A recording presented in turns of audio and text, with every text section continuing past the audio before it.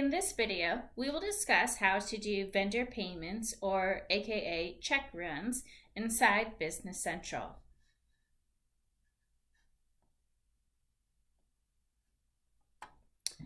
Here we are at the home screen, and the first thing that I'm going to do is come into cash management and get into my payment journals. I'll check here on for this Cronus environment is the payment registration, but one of the biggest things to notice is that the balancing account is going to be the bank account that you're going to withdraw your checks from. This is best to set up this way. So in a scenario that I want to do a full check run, I'm going to hit prepare and suggest vendor payments. This last payment date, the way that I like to suggest this is if I want to create checks for everything that's due through next week, because it's going to take approximately a week or so to get the checks printed, mailed out, and in the mail and be received at the vendor, you're going to want to put this date out further than today, most likely.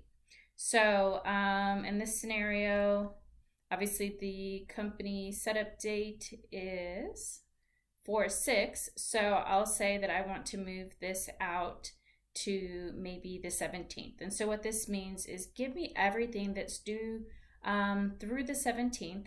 I'm going to print my checks today and mail them out, and that way by the time they get to the vendors, nothing will be considered past due.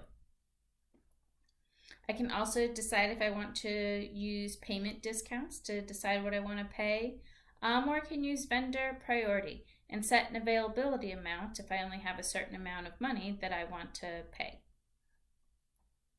This makes sure that I skip exported payments, and I want to check other journal batches as well. This summarize per vendor, so I can check this off if I want everything to be summarized into one line, but that kind of takes away from your ability to decide. Maybe a vendor has 10 invoices and you want to review each one of those invoices and only pay the ones that you want. So if you want to have a deeper review, then I would leave this checked off. This will be your posting date. And then as we move down here to this fill journal lines, this is a pretty helpful feature. This is going to be your check date. This starting document number will be overridden with your check number, but then this balance account, bank account, and checking. What you want to do here is identify which checking amount or which checking account that you would like this to come out of. And then if you're doing a regular check run, I would suggest that you do computer check, right, so that it'll print it. But maybe you're doing some different types of ACH where you're not having Business Central do the ACH, but you're just going online and doing that separately and you don't need Business Central to do anything. Then I would select this to be blank. But this also goes in handy with this payment method code. So one thing that I would definitely recommend is separate your payment runs based off of payment method types. So the first one I would look at in this scenario, so I'm going to do check, and if I want the system to print the checks, I'm going to hit computer check. Now let's say maybe I don't want the system to print the checks and I've got some checks that I need to hand write out, and I would change that to manual check. When you change this to manual check, while the system isn't going to print out the checks, it will at least put the checks that you identify into that check register. Now maybe there's a scenario where I'm using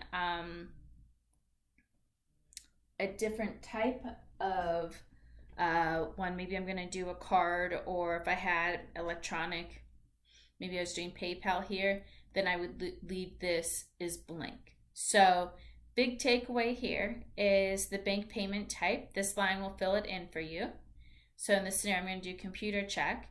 And the second takeaway is group each one of your payment runs by your payment method code.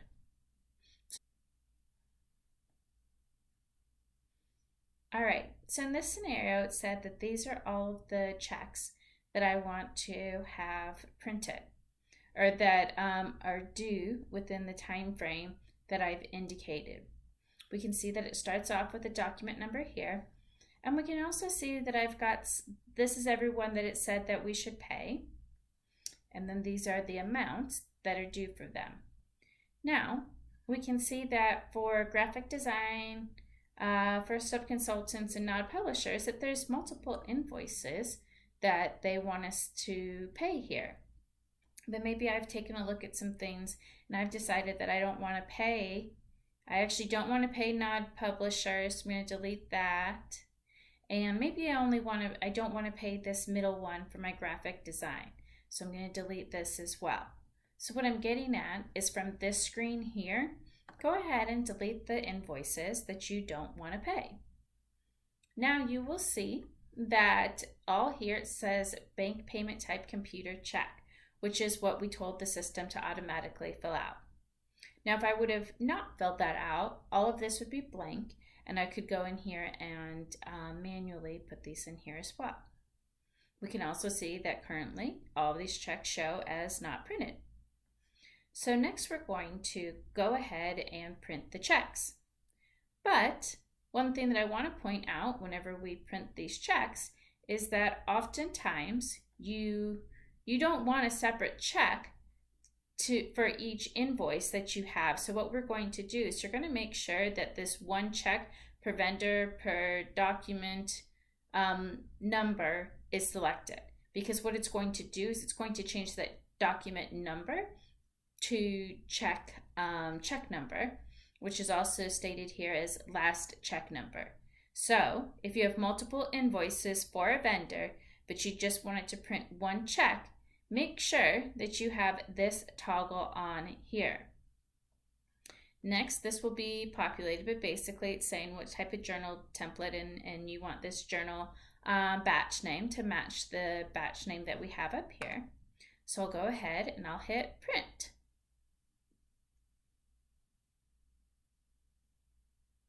So typically I would print this report or these checks out.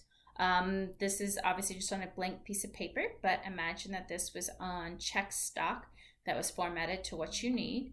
So on this first of consultants, you can see here where there's multiple invoices, but it's created just one check. Right down here would be the check area, and it's total these two invoices for one lump sum check. And we see the same thing here for graphic design. And if you recall, for Wide World Importers, there was 3 invoices, but we told it to just do it for 1.